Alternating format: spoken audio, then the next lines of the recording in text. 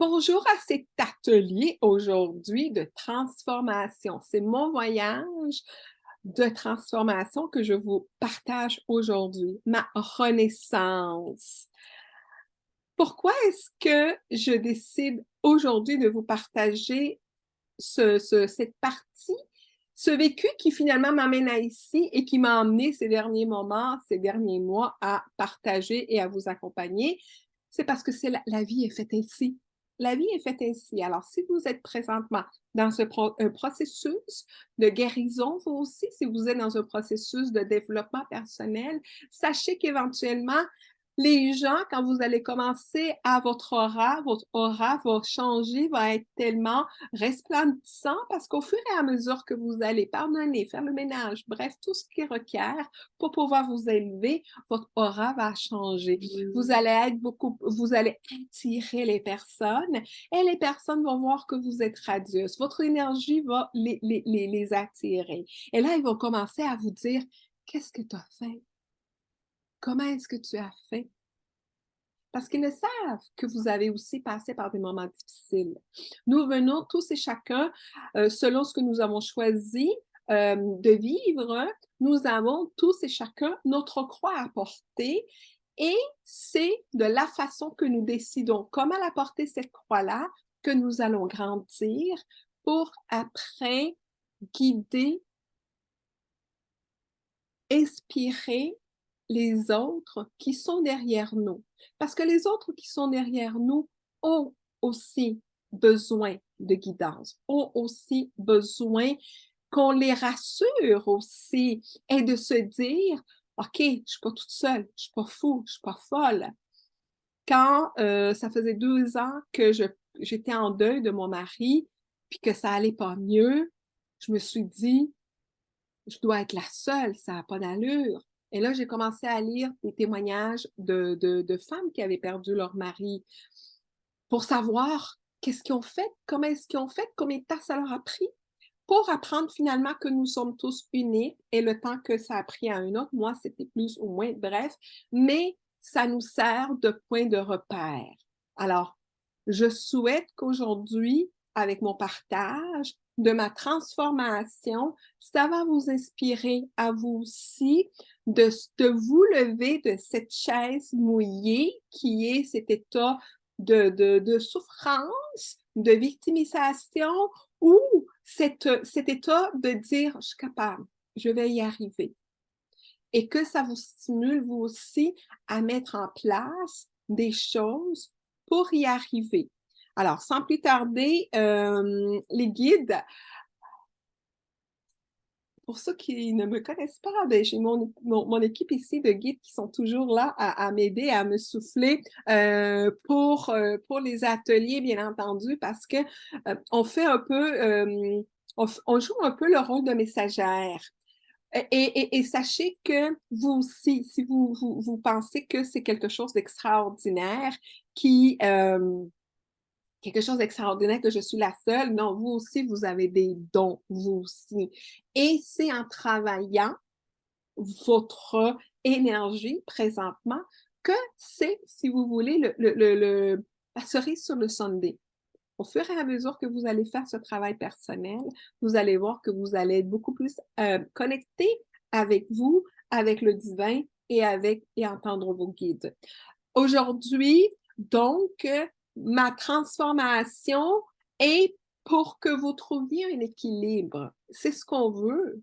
Parce que quand on va pas bien, c'est parce qu'il y a quelque chose qui ne va pas bien quelque part. C'est un équilibre que nous voulons dans notre vie. Et sachez, vous m'avez vu tantôt brasser les cartes, c'est la carte, le message des guides. Équilibre. Comment on fait pour trouver l'équilibre? Je vais vous partager moi ce que j'ai fait. Alors, sans plus tarder, je vais partager l'écran et vous me dites si c'est bien partagé. Alors, on y va. Bon. Alors, je pense que c'est partagé. Est-ce que vous voyez mon écran? Je peux vous voir? Oui. Parfait. commencer. Alors, on présente ça, on enlève ça. Et nous voici donc partis pour, si vous voulez donc ce voyage qui est ma renaissance et qui est finalement ce que je vous souhaite à vous. Une renaissance aussi, que 2023 soit cette année où est-ce qu'il y avait un avant et un après. Cette renaissance m'a amené aujourd'hui à être coach holistique et on va voir c'est quoi ça être coach holistique. Guérisseuse énergétique, mais guérisseuse, c'est quelque chose que je voulais faire depuis quand j'avais 5 ans. Je le raconte dans mon livre, je ne vous dirai pas comment c'est arrivé à l'âge de 5 ans. J'avais exprimé le désir de guérir, d'aider. Et c'est ce qui m'a amené aujourd'hui à être médium sans le savoir, sans le vouloir non plus, parce que quand on ne sait pas, on peut pas désirer quelque chose qu'on ne sait pas, hein? Mais c'est à force, vous allez voir, de travailler sur moi et tout ça, que on s'élève, on s'élève, on s'élève, on s'élève, notre fréquence s'élève, on se détache de tellement de choses qu'à un moment donné, ce que ça fait, c'est qu'on arrive à entendre les guides, entendre nos défunts et être ici sur ce plan terrestre. Alors, on est au milieu, médium. C'est ce que ça veut dire, médium, être entre les deux mondes. Alors, voilà pour cette présentation. Je suis née en Colombie. Je suis née en Colombie. J'ai appris 6 langues. J'en maîtrise 4. Ma langue maternelle étant l'espagnol. Ma deuxième langue, le français, l'anglais, l'italien. J'ai étudié en Italie un été. J'ai appris l'allemand, c'est pas tellement ma langue. J'ai pris des cours de mandarin aussi. Je suis pas une experte, mais bon, au moins, je comprends. Pas comprends, mais bon, bref, mandarin, portugais et arménien aussi. Je vous parle de pourquoi j'ai appris l'arménien. C'est dans mon livre aussi. J'adore voyager. Je suis Sagittaire. Alors, si vous connaissez les Sagittaires, ce sont des personnes qui ne tiennent pas sur place. J'ai la bougeotte, la routine m'ennuie. Je suis toujours à la recherche de nouveaux projets, des choses qui m'animent et tout ça. Alors, je suis Sagittaire, indépendante et je sais un peu où est-ce que je m'en vais. J'adore cuisiner, c'est ma façon de m'ancrer, de préparer des plats. Alors, quand je vous dirais, quand j'ai besoin de prendre des décisions, quand j'ai besoin de brainstormer, je m'en vais dans la cuisine, puis je commence, puis là, je nettoie mes légumes, puis là, je suis partie, je prépare tout en conscience. Alors, la cuisine, c'est un bon ancrage. Je me suis mise à l'exercice, vous allez voir comment c'est arrivé. Jeune, à l'université, à l'université, j'ai couru beaucoup, mais j'ai commencé à courir jeune. J'ai été très, très, très, je sais pas, habile. J'aimais beaucoup la course. Et j'ai couru je vous dirais, jusqu'à 25 ans à peu près. Après ça, la vie change. J'ai rencontré mon mari, puis c'était boulot, dodo, travail, puis beaucoup moins d'activités sportives. J'ai délaissé la course à pied jusqu'à temps que mon mari décède, que j'ai renoué avec la course à pied. Puis même à ça, mon médecin m'avait dit, parce que j'avais eu des maux de dos très graves, mon médecin m'avait dit, tu ne pourras plus courir. Si tu cours, tu risques de retomber invalide.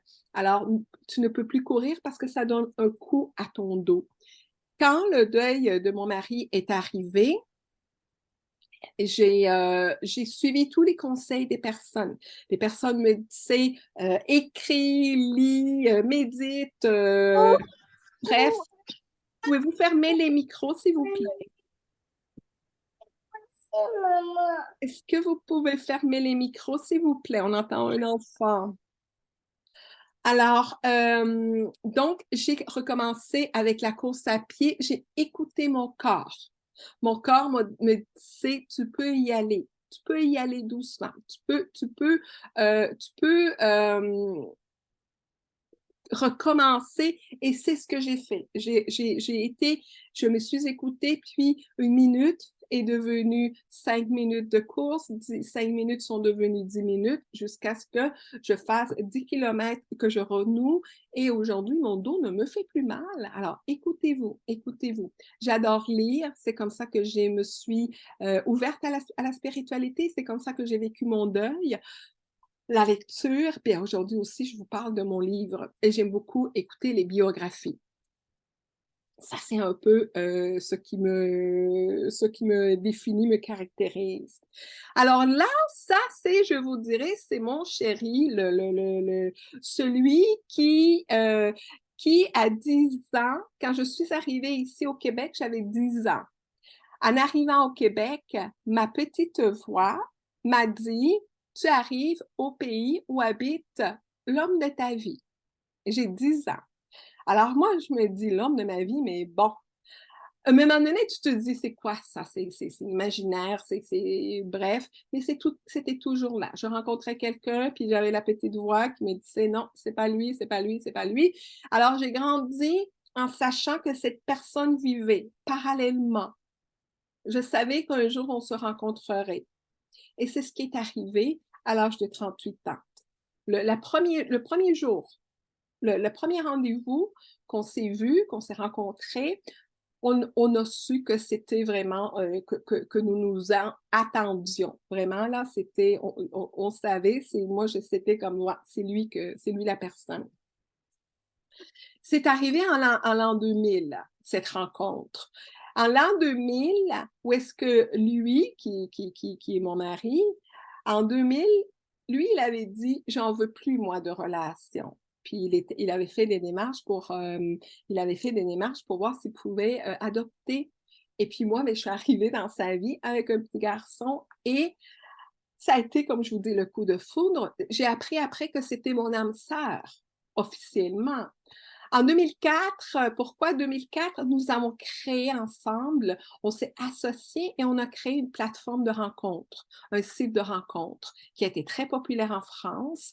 Il y a eu plein de monde qui se sont rencontrés et mon mari et moi, nous étions comme, si vous voulez, ce couple amoureux où est-ce que on conseillait les personnes qui venaient, et puis, on matchait aussi, comme on dit en bon français, on savait, on dit, oh non, toi, tu irais bien avec telle personne.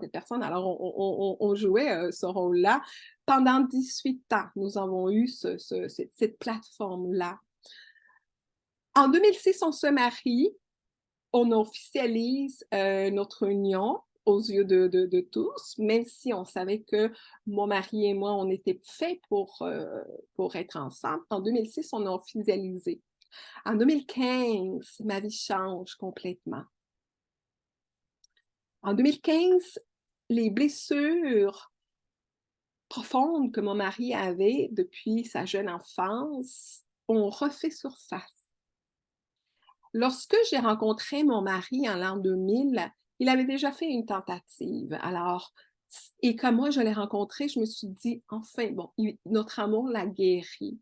Alors, c'est pour ça que moi, en 2015, ça l'a été tellement difficile parce que moi, je pensais qu'il avait surpassé. Mais des choses comme ça, c'est tellement profond que ça revient. Peu importe ce que tu vis, c'est un mal tellement intense que pour lui, c'était pas viable. Jusqu'en 2017, j'ai été comme une automate. Je ne fonctionnais plus, je respirais, je mangeais pas beaucoup. Bref, ça a été un moment très difficile pour moi que même je me suis demandé si un jour j'irais mieux. Tellement c'était difficile. Pendant tout ce temps-là, en 2017, je vous épargne, puis tout ce qui est arrivé, puis c'est dans ma biographie. En 2017, il y a encore l'entreprise qu'on a lancée, mon mari et moi, où est-ce que moi, j'essaie de la remettre, de faire revivre quelque chose que nous avions mis ensemble. Mais la vie, et j'avais des défis. moi, je me disais, mais non, le site de rencontre, les gens ne voulaient pas que je ferme, nous sommes là pour toi, Elena, nous avons vu le site naître. Bref, voyez-vous comment j'ai été aussi encouragée par la communauté de maintenir le site ouvert. Mais la vie m'appelait ailleurs. Alors, j'avais blocage après blocage pour continuer à faire vivre cette compagnie-là. Ça ne fonctionnait pas. Alors, j'ai perdu de temps, j'ai perdu de l'argent, j'ai perdu des énergies, j'ai perdu, bref, jusqu'à temps que là, je me disais, ce n'est plus de la persévérance. Si je continue, ça va être de l'acharnement. Et ça aussi, si vous êtes dans une période de votre vie, de savoir, est-ce que je dois continuer? Parce qu'on nous dit toujours de ne pas abandonner, mais à un moment donné, il faut savoir lâcher prise. Et c'est ce qui est arrivé pour moi, où est-ce que depuis 2020, pourquoi la date de 19-2020 est là? Parce que je commençais à m'éveiller, à me réveiller et à dire ce que j'ai vécu fait que je suis là aujourd'hui et je suis capable de me transformer, de me créer à partir de ce qui restait de moi finalement, parce que je n'étais plus une femme, je n'étais plus l'épouse, je n'étais plus la maîtresse, je n'étais plus associée, je devenais Elena, veuve, seule, et c'était où est-ce que je m'en vais. Alors c'est là où est-ce que la vie m'a amenée tranquillement en 2022, l'année dernière, à fermer définitivement cette partie de ma vie qui était le site de rencontre pour pouvoir aujourd'hui être à 100% sur sur ce qui me fait vibrer. Où est-ce que je suis, je pourrais dire, alignée et dans ma zone de génie, parce que avec l'aide des guides et avec tout mon travail, les formations et tout, je vois aujourd'hui qu'il y a des changements concrets. Alors, c'est là où est-ce que je veux continuer et c'est pour ça que aujourd'hui, j'ai fait beaucoup de cheminement par rapport à la perte de mon mari. Vous savez que dans un deuil, et surtout dans la façon que mon mari est parti, il y a plusieurs phases où est-ce que tu n'acceptes pas, où est-ce que tu es enragé, où est-ce que tu es triste. Bref, c'est des montagnes russes que j'ai travaillées, où est-ce qu'aujourd'hui, je comprends beaucoup. Je comprends et je me dis, moi, ma mission, elle n'est pas terminée. Elle n'est pas terminée. Alors, cet acte-là a permis à ce que je m'éveille et que je sois ici aujourd'hui avec vous.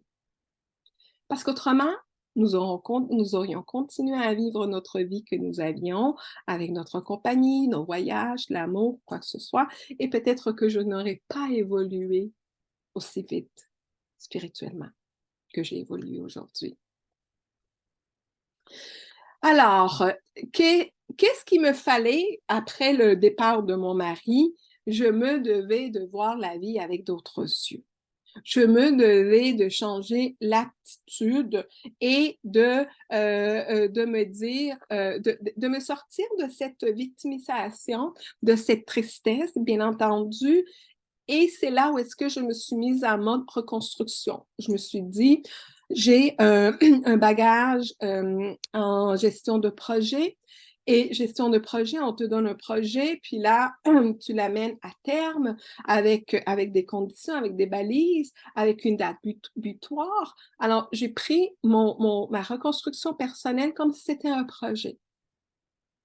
Qu'est-ce que je dois faire pour aller mieux? Et c'est là où est-ce que je vous dirais peut-être que c'est un défaut professionnel, celui de consultant en amélioration de processus, parce qu'on doit toujours analyser. Pourquoi est-ce que ça ne fonctionne pas? Et toujours d'aller de couche en couche pour trouver la source. Et c'est ce que j'ai fait avec ma rémission, ma transformation. C'est quoi mon portrait aujourd'hui? C'est quoi mon portrait aujourd'hui et où est-ce que je m'en vais? Et comment est-ce que je veux me rendre là?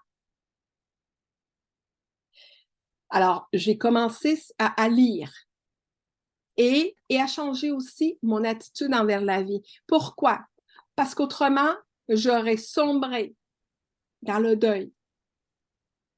Je serais restée dans cette douleur, dans cette tristesse. Et solitude aussi parce que je ne voulais voir personne. Je ne voulais voir personne.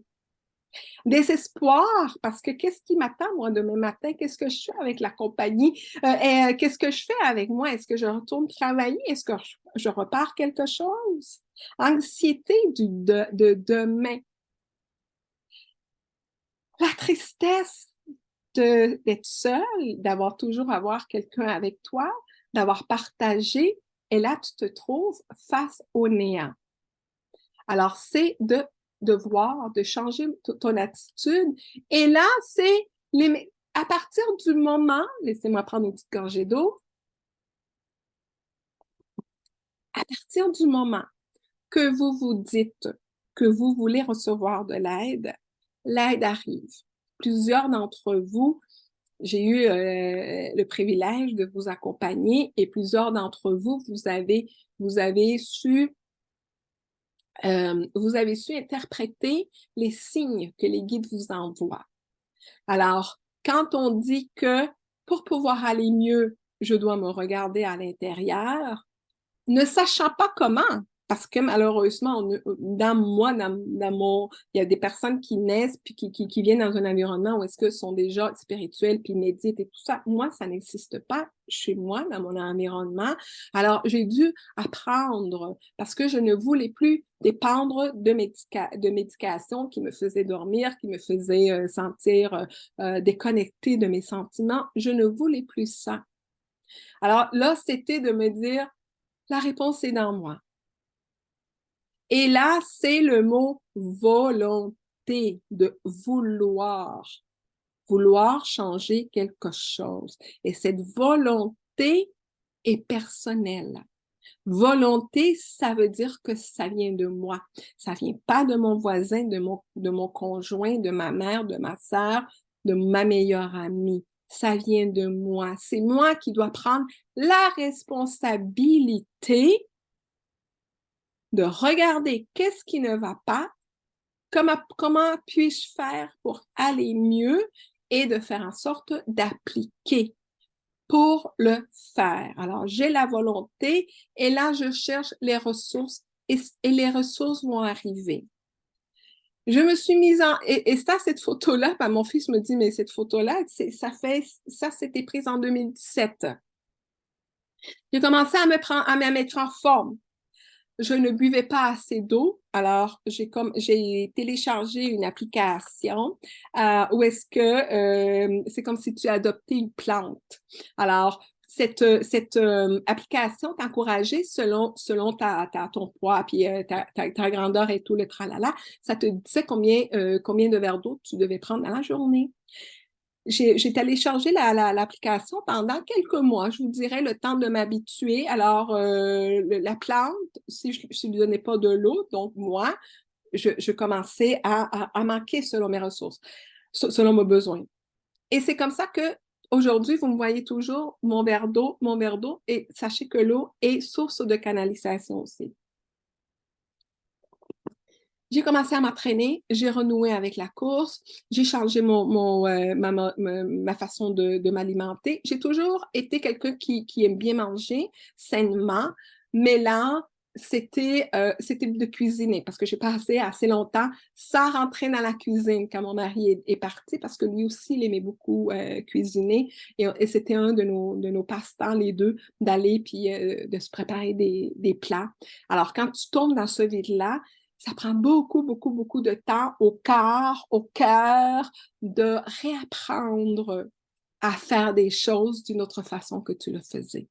Alors, j'ai réappris à m'alimenter, j'ai réappris à prendre soin de moi, à écouter et à donner à mon corps ce que mon corps a besoin pour mieux aller.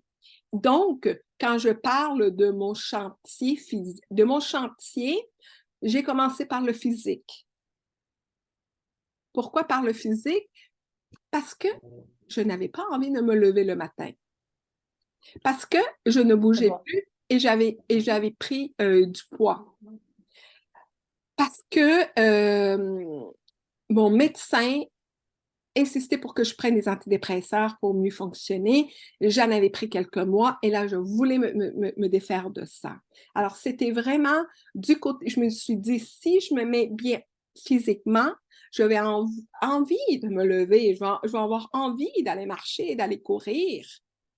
Alors, c'était vraiment du côté physique de voir qu'est-ce que je peux faire pour ménager mes énergies, avoir plus d'énergie et me reconstruire. J'ai commencé donc à mettre dans ma vie tout ce que j'entendais qui était bon.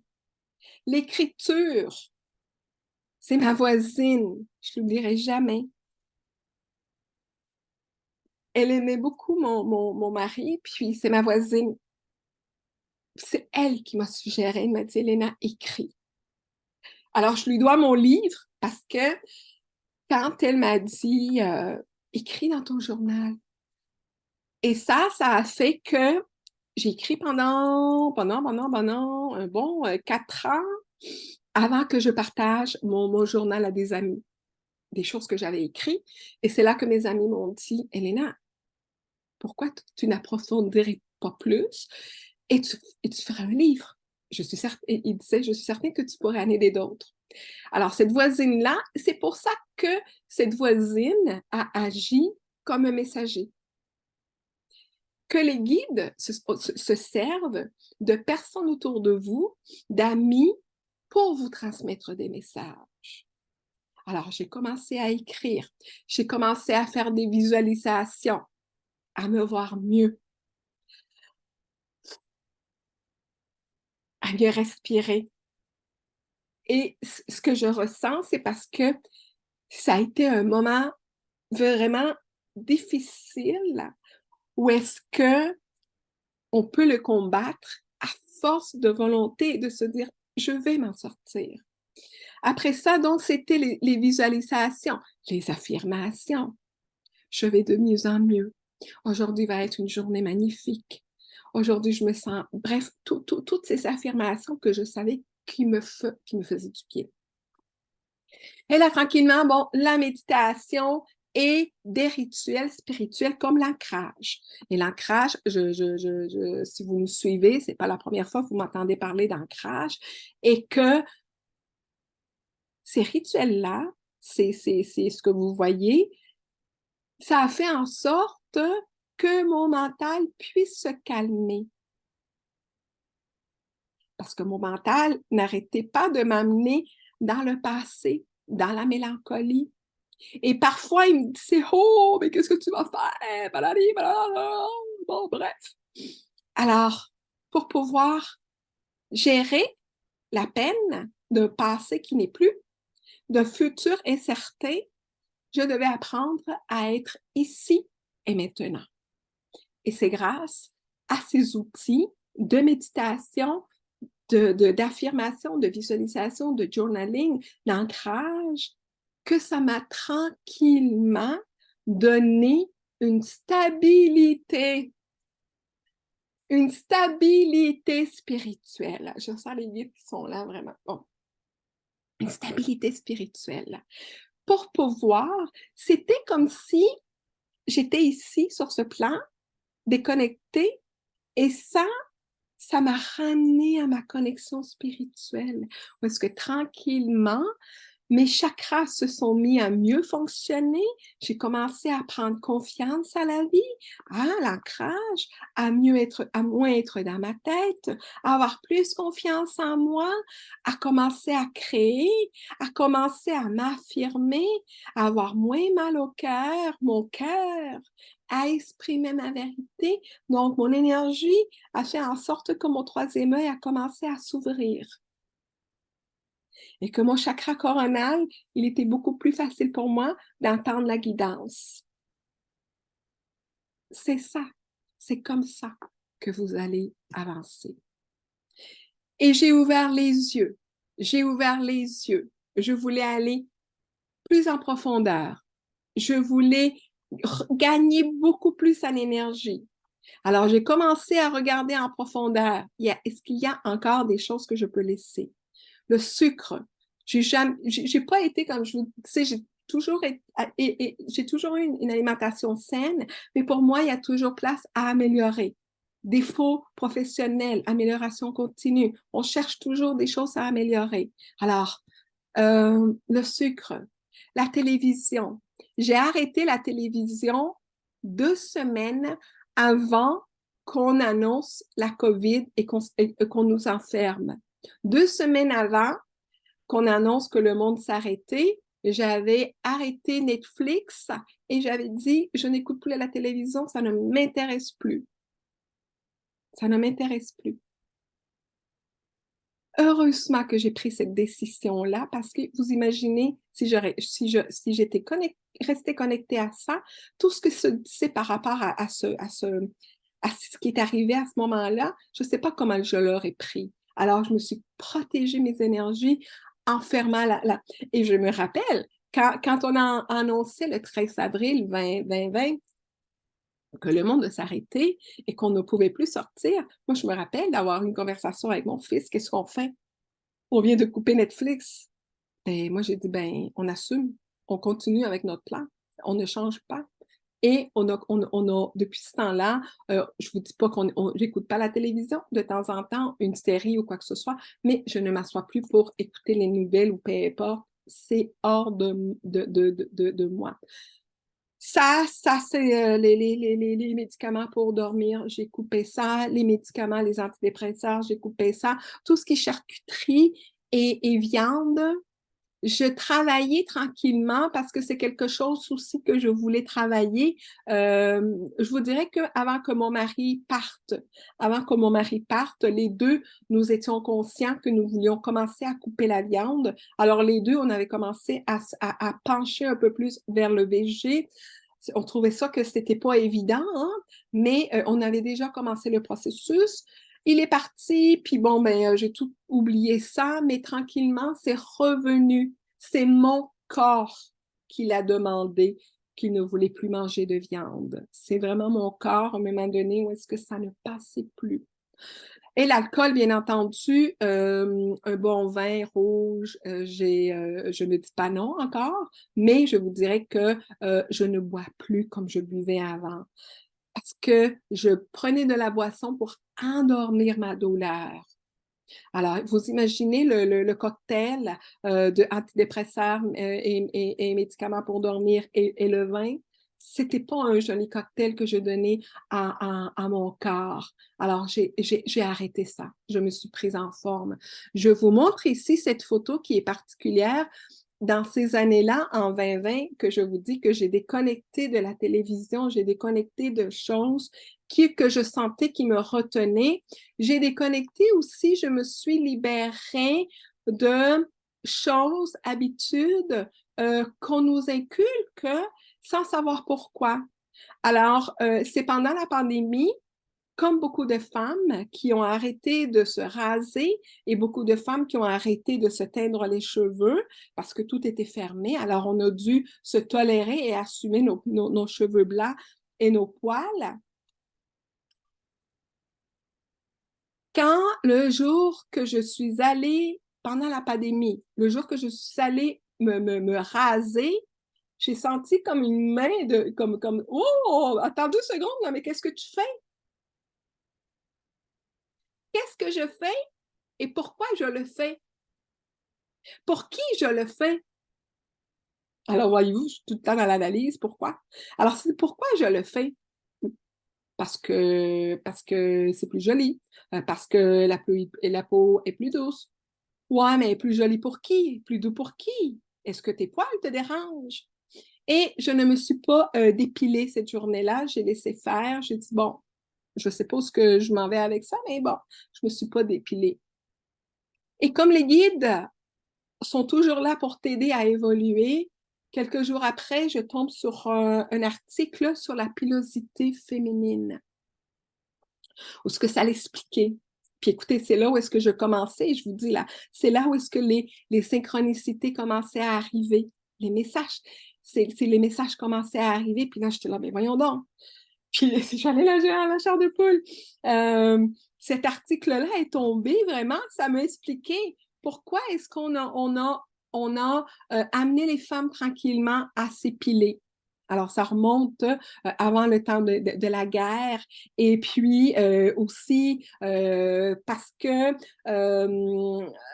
parce que des excuses aussi, parce qu'on voulait, je vous dirais, garder la femme un peu comme dans cette puberté, hein, dans cette puberté. Alors, ça a des connotations pour moi que je ne vais pas élaborer ici, un peu négatives. Et je me suis dit, après ça, oui, j'ai appris que les poils, bien entendu, ils sont là pour une raison, hein. Et si les hommes ne se dépilent pas, pourquoi est-ce que les femmes, on va avoir ça? Et les poils, ils sont là pour une raison et ce sont des canaux spirituels. Ce sont des canaux. Et c'est pour ça quand je dis que j'ai la chair de poule, souvent je sens mes poils des jambes. C'est comme, ah, je suis toute électrifiée. Et j'adore ça, me sentir comme ça. Alors ça fait partie, vous voyez, de choses que je me suis libérée de masques, où est-ce que je me retrouve de plus en plus.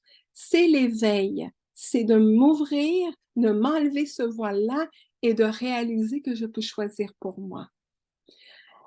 Et c'est là où est-ce que la magie est apparue et c'est là où est-ce que j'ai tout ce cumul-là, mais j'ai écrit mon livre il y a plusieurs d'entre vous qui l'ont acheté. J'ai eu des choses, des défis, mais sachez que c'est beaucoup plus, pour les primés, c'est beaucoup plus rapproché la date qu'avant. Le livre s'appelle Du BDSM à la spiritualité.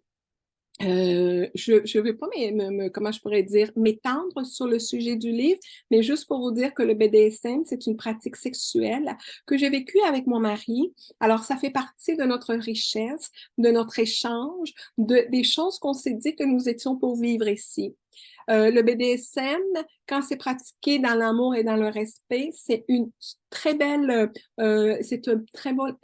échange et qui a des similitudes avec la spiritualité.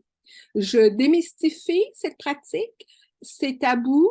Je partage mes expériences de comment moi j'ai vécu ça et ce chemin, comment est-ce que ça m'a amené à la spiritualité. Alors, la magie, à ce moment-là, quand j'ai commencé à tout travailler, la magie est apparue. La magie est apparue où est-ce que tranquillement, j'ai commencé à m'intéresser aux oracles. J'ai commencé à m'intéresser aux pendules. Bref, tout ce qui était ésotérique m'intéressait. Alors, j'ai commencé à prendre des formations parce que de nature curieuse, je voulais savoir. Alors, j'ai lu beaucoup et comment je pourrais dire, les formations qui venaient, je pouvais demander à mes guides, est-ce que c'est pour moi? Est-ce que cette personne peut m'aider? Et c'est comme ça que j'ai avancé de formation en formation et que je suis ici aujourd'hui pour vous transmettre ces beaux messages des guides. C'est vraiment une ouverture et c'est de laisser la vie, de faire confiance à la vie. Et la vie a des surprises pour vous. C'est ça, s'ouvrir à la magie. Après ça, mais bien entendu, c'est par rapport aux livres, hein? Comme je vous dis, la curiosité, les livres, l'accompagnement, parce que bien entendu, j'ai cheminé, j'ai ma petite chatte qui vient de se réveiller, qui fait des cauchemars. J'ai cheminé beaucoup avec les livres, mais il est arrivé un moment où est-ce que j'ai stagné, où est-ce que je n'avançais plus. Alors, les guides m'ont envoyé des personnes qui m'ont aidé à cheminer.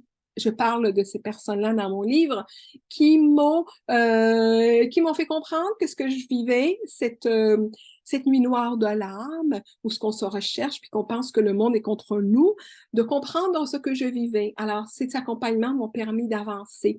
Je faisais comme vous, j'allais à des ateliers pour apprendre, pour nourrir mon âme.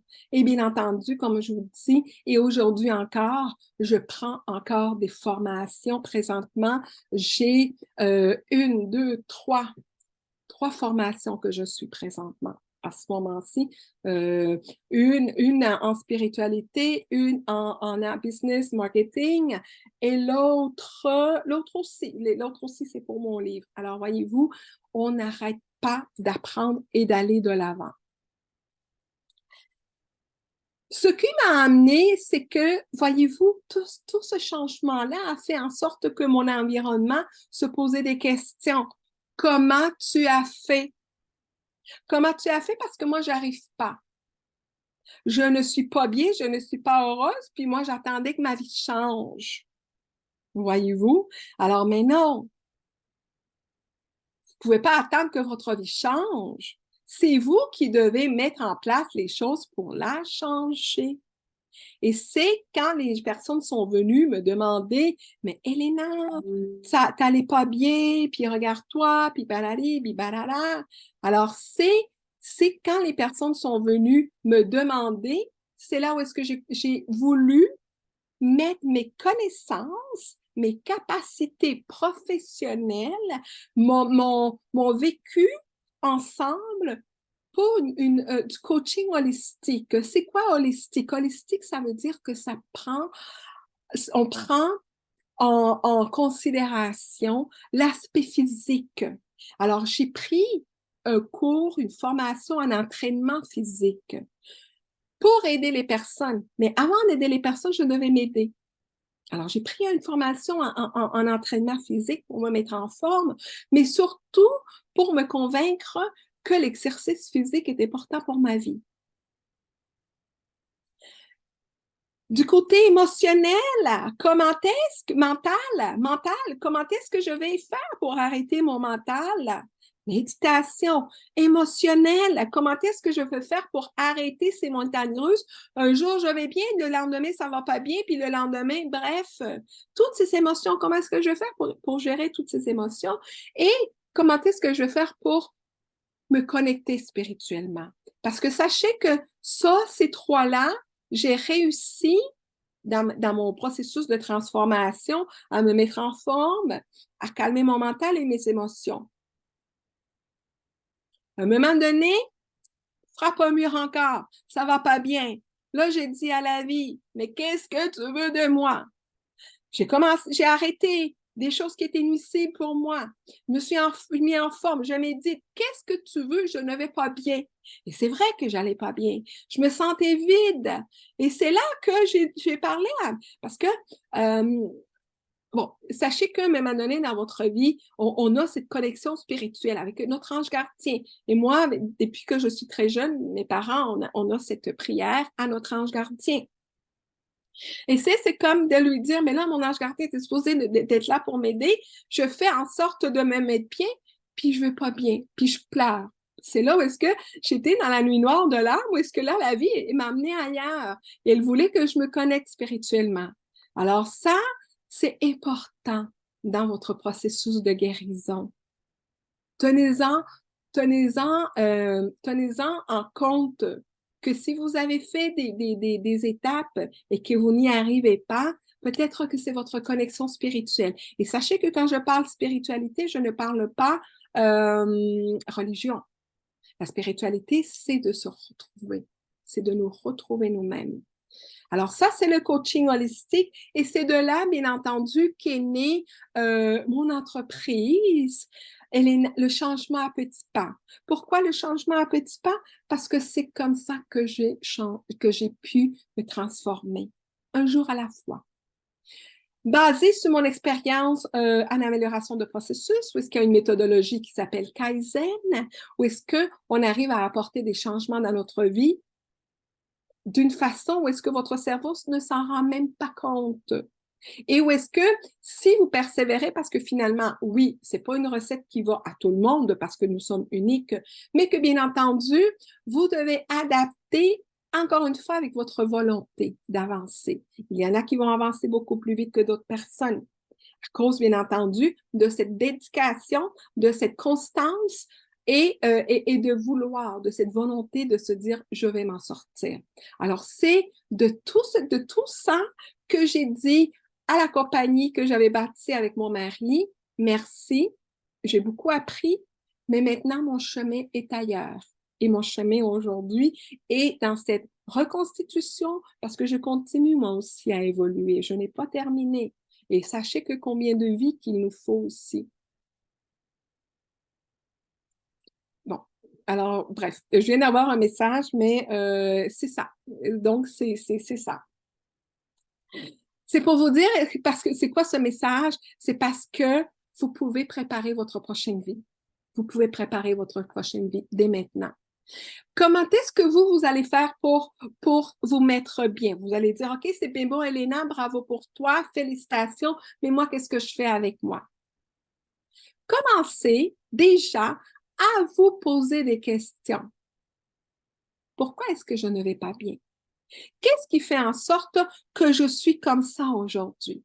Parce que sachez que la façon que vous êtes aujourd'hui, c'est le fruit de votre travail des mois derniers, des dernières années.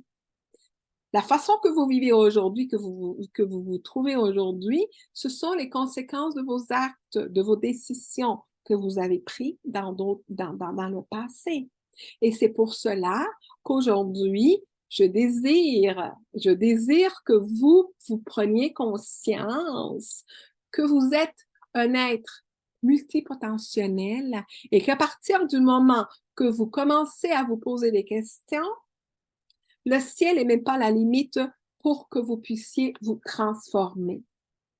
Et comment est-ce qu'on change? Il y a plusieurs changements. Alors, il y a un changement transitoire ou est-ce que c'est un changement qui est rapide? Et moi, ce que je parle, c'est d'un changement profond. La chenille qui sort de son cocon pour se transformer comme un beau papillon. Ça, c'est vous. Et le monde attend que vous déployiez vos ailes. Alors, c'est quoi les étapes du changement? Et dites-moi, vous, dans quelle étape que vous vous trouvez. Alors, l'après-contemplation, ça veut dire, je suis même pas là. Ne me parle pas de changement, je veux rien savoir. J'ai juste une vie, je suis venue pour en prendre plaisir, puis je ne veux pas me restreindre de faire ce que j'en ai envie. Je ne suis pas là. Contemplation, ouais, peut-être que je devrais. Ouais, l'année prochaine, en janvier 2024, là, je vais commencer à me mettre en forme. Ouais, peut-être que je devrais mieux manger. Peut-être que. Je ne sais pas quand, là, mais ouais, je sais. Alors, on contemple, mais on ne sait pas quand. Préparation. Là, comme on dit en bon québécois, là, j'y vais, je me prépare. Là, je passe à l'action. Hein? Je passe à l'action, je me prépare. Mais comment je me prépare? Je vais aller acheter ces souliers-là. Je vais préparer mon terrain de jeu et je passe à l'action. Et je le maintiens. D'accord? Si j'ai décidé d'aller au gymnase, préparez-vous. Combien de fois allez-vous aller par semaine? Et maintenez par des petits pas. Commencez pas à aller d'une non-activité à devenir le sportif du jour au lendemain. Ça marche pas. Votre corps va vous dire non. Là, c'est trop, là. C'est un long stretch. On va y aller tranquillement. Vous maintenez ça à votre rythme et quand la rechute va arriver, ne vous tapez pas dessus. Soyez conscient que ça fait partie du processus de changement. Ça veut dire que votre corps est fatigué. Il veut une pause. Vous lui donnez la pause. Vous dites, OK, parfait. Aujourd'hui, je n'irai pas courir. Aujourd'hui, aujourd'hui, je vais manger un bon gâteau de chocolat. Aujourd'hui, je mérite. Bref, aujourd'hui, je fais relâche. Mais relevez-vous, par exemple, de la rechute. Ne restez pas là parce que si vous restez là, c'est là où est-ce que vous allez perdre les acquis. Ne perdez pas ces acquis-là. Ne vous dites pas, oh, je ne suis pas capable, je le savais que je n'arriverais pas. Non! Cette rechute-là, votre corps vous dit, hey, tu me fais suer là. Puis là, je veux juste une pause. On va reprendre demain, d'accord? C'est comme ça que vous allez y arriver. Bien planifié, agissez, mesurez, c'est important. Je veux perdre du poids. Quand vous dites ça à l'univers, je veux perdre du poids, veux-tu perdre 1 livre ou tu veux perdre 100 livres? Veux-tu perdre 5 kilos ou 50 kilos? Parce que c'est pas la même chose. Alors, je veux perdre 10 kilos d'ici Noël. Oh, mais c'est bon, parfait. Et on réajuste parce que peut-être que j'étais trop ambitieuse dans mes désirs. D'accord? Alors, comme vous voyez, Kaizen veut dire amélioration continue, à tous les jours. Qu'est-ce que je peux faire aujourd'hui pour devenir une meilleure version de moi-même? Qu'est-ce que je vais faire aujourd'hui pour gagner l'énergie? C'est de ça qu'il s'agit, de gagner de l'énergie. Parce que quand vous laissez votre énergie s'échapper, c'est vous qui payez la note. Parce que vous allez être fatigué, puis vous allez prendre du retard par rapport à vos désirs et où est-ce que vous vous en allez. Alors, c'est pour qui ce changement-là? C'est pour qui? C'est pour les personnes qui veulent être constantes dans le bonheur. C'est les personnes qui ont envie, d'accord, de changer. C'est pour ce changement-là et c'est pour ces personnes qui vont grandir et qui vont dire, il est temps. Il est temps de changer. Bien entendu, je sais qu'il y en a beaucoup qui me disent, mais je ne sais pas par où commencer, ma vie est un désastre.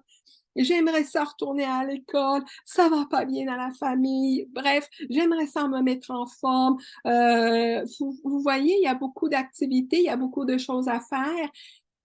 Respirez, une chose à la fois. Vous allez y arriver. L'important, c'est que vous preniez conscience que vous êtes le créateur de votre vie et c'est en respirant et en vous donnant le temps et l'espace de grandir que vous allez y arriver. Comment vous allez y arriver? Vous allez mettre de 1 à 10 chacune des sphères de votre vie.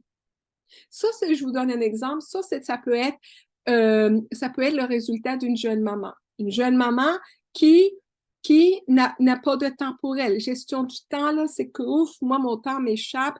Je suis un peu à la disposition de tout le monde, puis je n'arrive pas à gérer mon temps. Activité sociale, activité quoi? Loisirs, de quoi tu parles? Ça fait longtemps que je suis sortie, ça n'existe pas chez moi. Hein? Mais ma famille va bien, on est une famille heureuse, j'adore ma famille.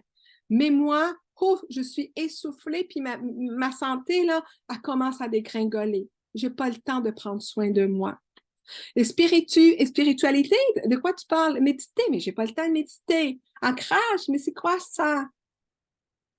Les anges, je ne sais pas de quoi. Spiritualité, c'est là où est-ce qu'on commence à se déconnecter. Et que quand quelqu'un me dit, je n'ai pas le temps de méditer, je leur dis, tu dois méditer 2 fois du temps requis. Parce que si tu n'as pas le temps de méditer, ça veut dire que tu es débordé. Alors, mettez-vous de 1 à 10, chacune des sphères de votre vie et commencez à travailler chacune d'elles. Ne prenez pas un chantier où est-ce que vous allez vous décourager. Une chose à la fois. Et vous allez voir que vous allez arriver à cet équilibre. Important, important. Les changements, vous les faites pour vous. Pas pour plaire à votre mari, pas pour plaire à votre blonde, pas pour plaire à personne et pas pour les mauvaises raisons. Les changements, vous les faites pour vous-même, parce que votre âme vous le dit, votre corps vous le dit. Et quand on les fait pour nous-mêmes, là, ça va maintenir. Ne dites pas à un fumeur, arrête de fumer, c'est pas bon pour ta santé. Si lui, il le sait, il sait que c'est pas bon. Qu'est-ce que vous pensez? Mais est-ce qu'il est prêt? Non, il n'est pas prêt. Alors, il ne commencera pas à dire, ouais, tu as raison, je vais écraser pour te faire plaisir. Non, c'est quand la personne va être prête que là, on va faire le changement. Et déjà, si déjà la petite graine est chez vous, qui est là, ne vous flagellez pas. Ça va grandir, puis à un moment donné, vous allez pouvoir passer à l'acte. Planifiez votre changement. N'y allez pas les yeux fermés, ne sachant pas comment est-ce que vous allez mettre en place votre changement parce que vous allez vous décourager, puis vous allez revenir de dire, moi, je ne suis pas capable, je le savais. Planifiez comme il faut, d'accord? Et puis, mettez des objectifs qui sont comme on dit, smart, mesure spécifique. On l'a dit tantôt, je veux perdre du poids. Mais combien de poids? Mesurable. D'accord? Je veux méditer à tous les jours. Ah, c'est bon. Veux-tu méditer 1 heure? Ben non. Ben combien? 5 minutes? Oui, oui, 5 minutes. Bon, ben écris-le. Mesure. Que ça soit atteignable. Alors, je ne peux pas dire je veux maigrir de 10 livres en 3 jours. À moins que, donc, c'est que ça soit atteignable. Que c'est et réalisable, pour pas que vous vous fatigué. Alors, voyez-vous, votre objectif doit être, en d'autres termes, faisable. Faisable. Parce que l'univers non plus va pas vous donner quelque chose que vous n'êtes pas prêt, hein. Alors, que vos désirs soient mesurables. Et après ça, mais c'est d'agir tranquillement. C'est comme ça que j'ai fait. De me remettre, d'aller marcher tranquillement, puis à un moment donné, une marche de 15 minutes est devenue une marche de 30 minutes et une course de 1 minute est devenue une course de 5 minutes jusqu'à temps que je courais 10 kilomètres. Je me disais, wow! Si mon médecin me voyait, elle me dirait, non, je t'ai jamais dit ça. Oui, oui, oui, tu m'as dit de ne plus jamais courir et regarde, aujourd'hui, je suis en train de courir. Alors, écoutez-vous, écoutez votre corps. C'est lui qui vous connaît mieux. Alors, mettez des actions concrètes, découpez vos actions à tous les jours, régulières, et choisissez des objectifs et des mini-tâches où est-ce que vous pouvez y arriver. D'accord? Et mesurez votre progrès. Quand vous mesurez votre progrès, ce que ça fait, c'est que ça va vous encourager à continuer. Ça va vous dire, oh oui, j'ai avancé, parce que si vous ne voyez pas les acquis, c'est là où ce que vous vous découragez et vous dites, je savais que c'est pas pour moi.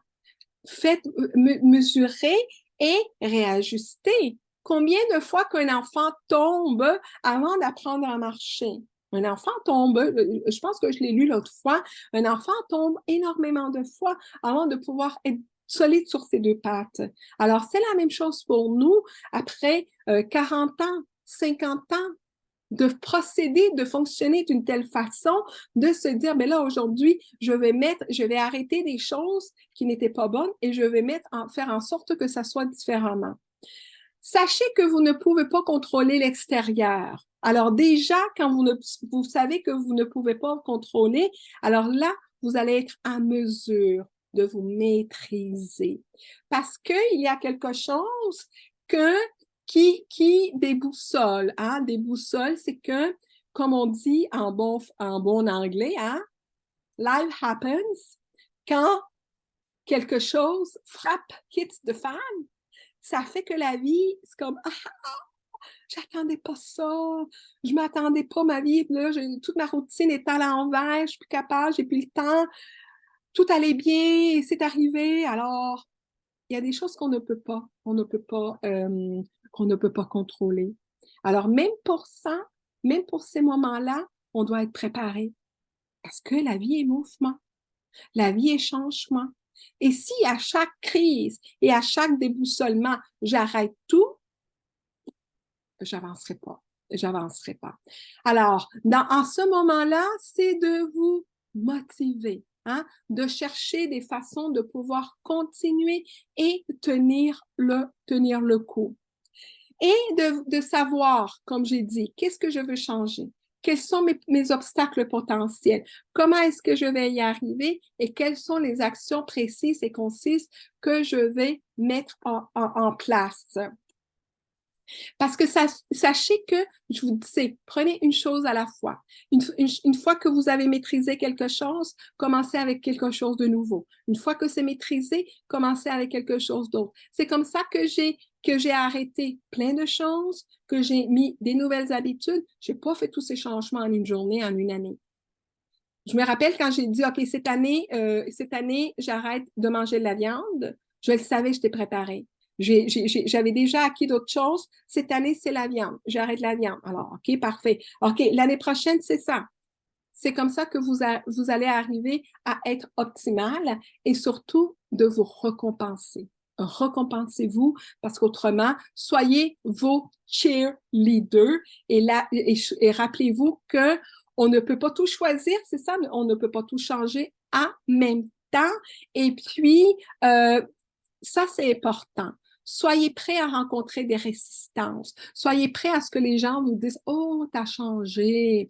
Oh, moi, une des premières choses quand j'ai arrêté de m'éloigner de la fête, ça me tentait plus de veiller et tout ça. Oh, t'es rendu plate. Oh, ben, t'as changé. Tu viens plus prendre un verre avec nous. Puis ça m'intéressait plus. Mes désirs, je voulais être seule. Et puis là, aujourd'hui, comment je pourrais dire, J'aime beaucoup me retrouver parce que c'est important de pouvoir grandir. Et là, je vous laisse ça ici pour vous rappeler, pour vous interroger par rapport à votre renaissance à vous. Qu'en est-elle de votre renaissance à vous? Qu'avez-vous fait pour prendre, pour vous dire, je me donne cette chance-là de renaître, je me donne cette chance-là de reprendre mes énergies, d'accord, et de me reconstruire. Et voyez-vous, de tout ça est né mon programme Renaissance. Je ne veux pas vous faire un pitch de vente parce que je suis rendue à la 4e cohorte et les places se remplissent sans que j'ai besoin de faire de la pub ou quoi que ce soit parce que les gens me connaissent, les gens savent que les résultats sont là. Il reste encore quelques places. Ça commence la semaine prochaine. Et si c'est quelque chose qui vous intéresse, que vous pensez que vous êtes prête, que vous vous dites, j'ai envie de me remettre bien physiquement, j'ai envie d'être beaucoup plus en contrôle de mes émotions, de mon mental, mais surtout, j'ai envie de me reconnecter spirituellement. Parce que sachez qu'une de mes premières personnes, j'ai des beaux souvenirs des premières personnes qui ont pris ce programme-là, sans moi savoir ça serait quoi les résultats. Les résultats avaient été bénéfiques pour moi, mais de transmettre mes enseignements, mes connaissances à d'autres personnes, je ne savais pas c'était quoi les résultats. Pour savoir qu'aujourd'hui, un monsieur en particulier qui est dans la construction, qui a voulu prendre ça, on parlait il n'y a pas longtemps, puis qui me dit, Elena, sache que tout ce que j'ai appris dans ce programme-là, je l'applique dans ma vie à tous les jours. Je continue à appliquer tout ce que tu m'as appris, je continue. Alors, ce sont des connaissances, ce sont des apprentissages que vous allez garder tout le long de votre vie. C'est pas une renaissance, c'est pas une formation. Est-ce que, OK, j'ai appris ça, puis vous allez l'oublier ou quoi que ce soit. Non, c'est vraiment une reprogrammation, c'est vraiment une autre façon de renaître et de vous connecter à la vie. Alors, comme je vous dis, si c'est quelque chose qui vous intéresse, écrivez-moi et pour la 4e cohorte qui commence la semaine prochaine et que de savoir est-ce que c'est pour moi, est-ce que je suis prête et si vous n'êtes pas prête, le moment venu pour que vous puissiez évoluer. Alors, je voulais dire, c'est pour ceux qui vont payer en un seul versement, il y a un bonus, celui du programme de l'abondance. Je vous laisse avec mon beau et nouveau logo, Elena, le changement à petits pas. Vous pouvez communiquer avec moi avec mon site Internet, Instagram, que je n'utilise pas beaucoup, je vous l'avoue, mais TikTok, je suis présente, je fais des lives, je fais des tirages de cartes et aussi sur Facebook. Alors, je vais arrêter le partage, je vais prendre vos questions. Avez-vous des questions? Est-ce que ça vous stimule, vous, à vous dire, ben, c'est possible? Avez-vous des questions? Mon mal de tête est parti. Ben, c'est merveilleux, ça! Oui. Ça veut dire qu'on t'a envoyé de belles énergies, hein? On t'a envoyé de Ouais, belles j'ai énergies. même posé les yeux en t'écoutant. Bon. Avez-vous des questions, des commentaires par rapport à cette transformation? Je sais qu'il y a Fabienne qui a dit oui, hein, pour le programme Renaissance et, Bien, et il y a d'autres personnes aussi. Alors, je suis vraiment contente et c'est vraiment un privilège pour moi de pouvoir vous accompagner. j'ai une question. Le Oui, fait de, le fait qu'une phobie, là, ben, j'ai peur des araignées. Puis récemment, j'ai remarqué qu'ils me font plus peur. oui. Ça veut dire quoi? Que j'ai plus peur d'une phobie auquel j'avais peur depuis des années, genre. Et j'apprivoise tranquillement, pas vite. Et- Plus, je me suis même mis à leur parler, à leur dire, restez dans votre coin, par contre. Tu sais, c'est encore un travail à faire. ouais. Mais cette phobie-là s'en va. Ben, c'est certain, ma belle Geneviève, qu'au fur et à mesure qu'on grandit et tout ça, c'est certain qu'on change nos goûts, nos peurs. Écoute, moi, j'ai quelqu'un qui a pris le programme Renaissance, qui avait peur de conduire, qui avait peur d'aller dans l'eau. Et aujourd'hui, heureusement, beaucoup de ses peurs ont été apprivoisées. J'ai hâte de commencer, Fabienne! Oui, ma belle, alors oui, oui. Euh, que j'apprenne à ne pas aller trop vite. Non, absolument. Et je vais vous laisser. Pour moi, c'est un privilège. Et Fabienne et tous ceux qui sont présents, vous faites partie de ces personnes que j'ai demandé à l'univers de m'amener des belles âmes. Vraiment, vous faites partie de ces personnes-là. Et je vais vous laisser, comme à l'habitude, avec un message des guides. Et la carte aujourd'hui, les guides, c'est avec un message d'un animal. C'est la chouette. Et la chouette, Oh, la chouette voit tout. c'est la transformation. La chouette, c'est la transformation. Oh là là, vous savez, la chouette vous donne le courage de regarder en face les parties sombres de votre personnalité. Et c'est ça, grandir, c'est de regarder nos zones sombres, d'avoir ce courage-là. C'est quand on met de la lumière dans nos zones sombres que là, on commence à prendre conscience, à se dire, il est temps. Alors, la chouette est une aide précieuse dans les périodes de dépression et de découragement. Lorsqu'elle est posée, elle tourne sa tête à 270 degrés et elle peut voir dans toutes les directions sans bouger son corps. Elle sait lire le passé comme le futur. Alors, ce que la chouette vous invite à faire, c'est avoir la noirceur de chacun et de vous-même.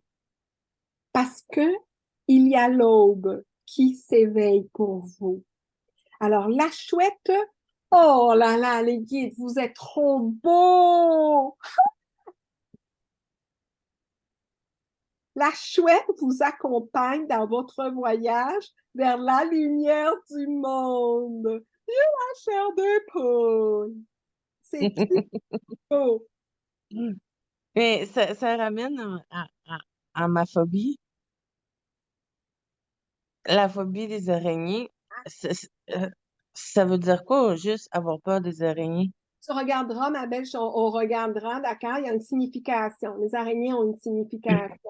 Et déjà que tu as un œil moins peur, ça veut dire que tu es en train de grandir et de prendre conscience, d'accord? De te dire, mais là, écoute, c'est une petite araignée, c'est ça, elle va pas me manger, là, d'accord? Même que j'ai Alors, apprivoisé parce que j'ai manqué d'électricité, bon, j'ai apprivoisé la peur du noir voilà, également. voilà, exact, c'est ça. Alors, tu es en train de prendre courage. Je continue avec le message de la chouette. Où est-ce que tu vois?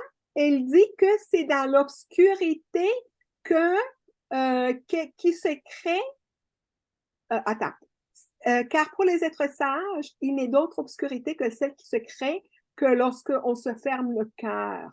Alors, avec la chouette, tu vas savoir combattre les ténèbres par la noirceur. La chouette vient vous aider à vous ouvrir et à oser regarder en face ce qui vous effraie le plus, à développer votre discernement, à regarder vos propres peurs, vos colères enfouies, porteuses de blessures, les zones d'ombre de votre personnalité. Lorsque vous allez vous réconcilier avec vos parties sombres de votre être, vous pourrez poser un genou à terre. Et lorsque vous faites preuve d'humilité, vous développerez votre compassion. Et c'est là que votre cœur va rayonner de tous les éclats. Et c'est à ce moment-là que vous pourrez transmettre votre lumière au monde. Aïe, aïe, aïe. Le message me parle assez clairement. Je suis avec cette présentation, ce message que les guides vous laissent. Alors, écoutez, écoutez. Je vais terminer avec cette méditation. D'accord? Alors, fermez les yeux. Fermez les yeux pour que vous puissiez vous connecter à la force et à l'énergie de la chouette. Fermez vos yeux. Reliez-vous au monde de la nuit. Reliez-vous à l'esprit de la chouette. Aujourd'hui, affûtez votre regard et affirmez votre discernement. Accompagné de votre sœur, la chouette, désormais, votre regard devient perçant. Et voyez aussi bien dans la lumière que dans l'obscurité. Entraînez-vous à passer quelques minutes les yeux fermés.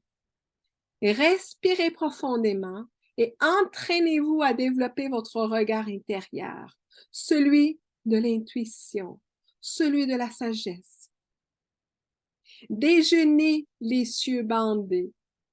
Développez davantage vos sensations.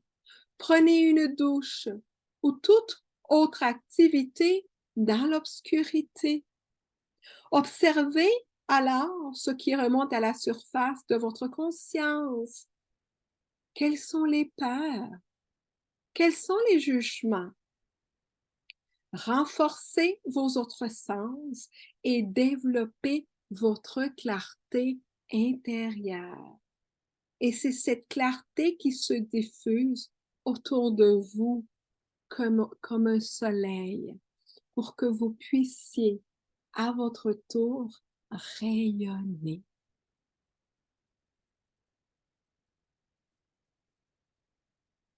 Je vais terminer ici. Si vous avez des questions, vous savez comment me rejoindre. Elena@commercial-elenarivera.ca